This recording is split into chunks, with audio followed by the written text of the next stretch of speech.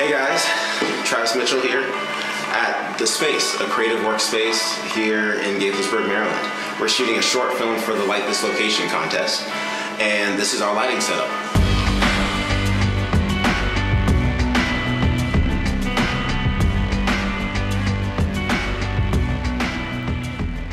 Everything about a film like this, from the lighting and sound to the cinematography and final edit, starts with the story.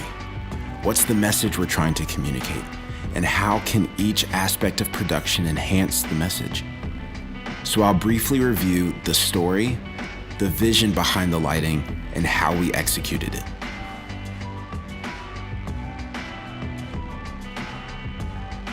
The film is about a distressed young man named Trevor. He visits a therapist who claims to be skilled in explaining parts of his past that he can't remember. As the therapist narrates his conclusions after a word association exercise, Trevor is thrown back in time and relives the moments in his own headspace that led him to the edge of death. I have a very intimate relationship with this topic, so I wanted to present a unique perspective on a situation like this, and the part we can all play in speaking life to someone like Trevor. I wanted to use light to mark significant milestones or moments in Trevor's thought life. We approach the lighting in this film as a means to a singular end, transporting the viewer into the story. So in the space we had, we used many different types of lights to show Trevor's journey. For instance, in the first shot, we used Aputure's 120D with a Fresnel mount and a 10-degree honeycomb, Aputure's AL-F7, lamps with color-changing bulbs, colored LED strips, TVs with graphics and footage playing, tube lights, a mirrored clock, and a small flashing strobe light. All of these were used to create a variety of looks that told every part of the story. We also used different cinematic techniques that involved lighting to make the viewer feel like they were part of the film, not just a bystander. We used silhouetting follow shots and quick camera movements. The follow shots give you the first-person perspective, almost as if you're experiencing the character's story yourself. The quick camera movements make it almost feel fast-forwarded, since you're rapidly traveling between major milestones in Trevor's thought life. However, it's the combination of both the silhouetting follow shots and the quick camera movements that allows us to frame the light, making it suddenly appear in different corners of the screen. This almost replicates the brief moments of clarity in the midst of darkness that you can experience when in a depressive spiral like Trevor. It's as though you're dealing with a certain experience 1 second, and the next thing you know, the seemingly disconnected consequences pop up in another area of life before you can even process what happened, just as the light does on your screen. We also use unique light color and staging for each sequence to contrast the sheer variety and depth of a depressive experience, where transitioning from one feeling to another can feel like being thrown into an entirely different world.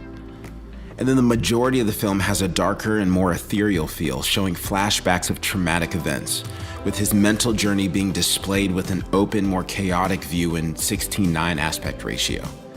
But we wanted to neutralize the visuals of the final scene that show the part of his story he did remember more clearly, by using a narrower aspect ratio that's real and crisp, having a more natural orange and teal look. Now, the aspect ratio actually affects the amount of light you see as a viewer, where the ending feels more two-dimensional and tangible, in contrast to the depth of a mental and emotional experience. The thing I love about the Light This Location challenge is that it's all about being creative within restraints. So as I was putting this film together, I knew that I wanted it to be no more than 2 shots, to explore the variety of lighting setups you can do in a single space without even ever cutting the camera. Now, to do this, it wasn't enough just to turn on the lights. We literally had to choreograph our on-the-day crew of 3 to turn on various lights around the room in real time to the music just to achieve this look. So lighting this film felt a lot like a live performance or a well-timed dance.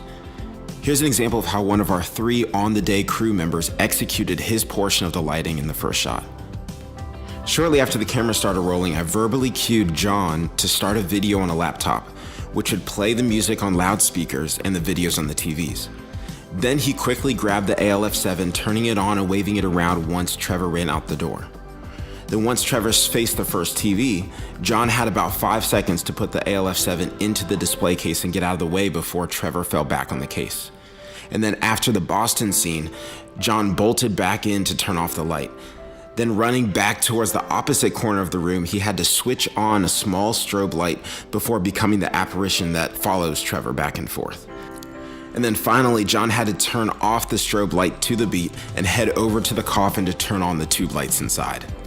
Each crew member had a similar choreography, turning on lights, opening doors, removing gels, and even handing off the camera.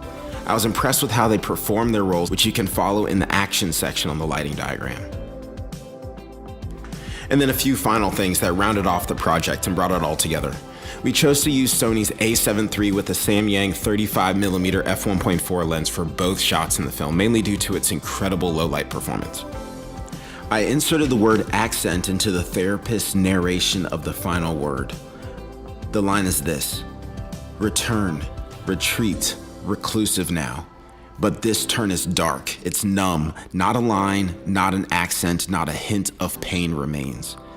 I thought it would be interesting to describe the numbness one can fall into both audibly and visually. The result is a rolling camera looking into a space as it's void of light. Not even an accent of light is visible. Finally, you may hear filmmakers talk about the quality of light. Well, this can be seen when we used Aputure's 120D and the ALF7, as they cast light that's very strong while also being natural and even.